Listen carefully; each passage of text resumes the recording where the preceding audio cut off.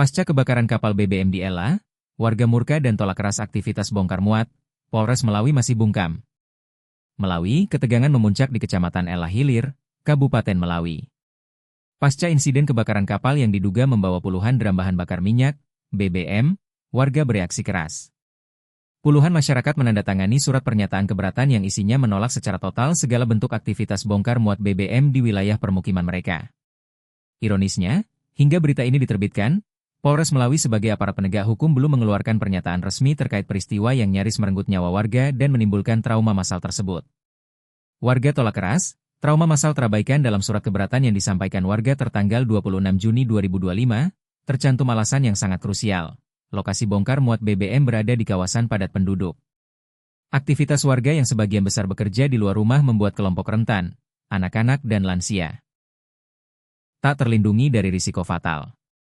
Kejadian kebakaran sebelumnya telah menyebabkan trauma mental, terutama bagi anak-anak dan warga lanjut usia. Ini bukan lagi soal kenyamanan, tapi soal keselamatan dan nyawa manusia, tegas salah satu tokoh masyarakat.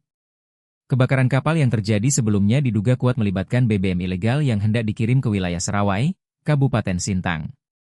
Fakta ini justru membuka pertanyaan besar, di mana fungsi pengawasan, penegakan hukum, dan tanggung jawab moral aparat keamanan?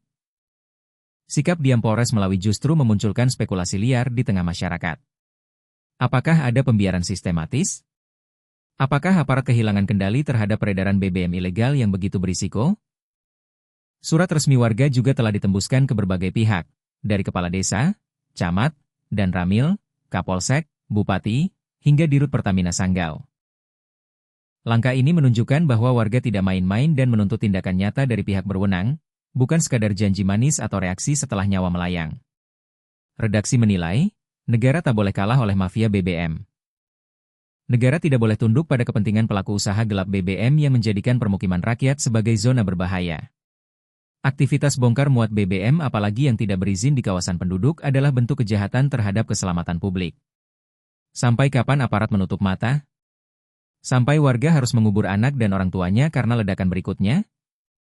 Kontributor Jejak Digital News, John melaporkan.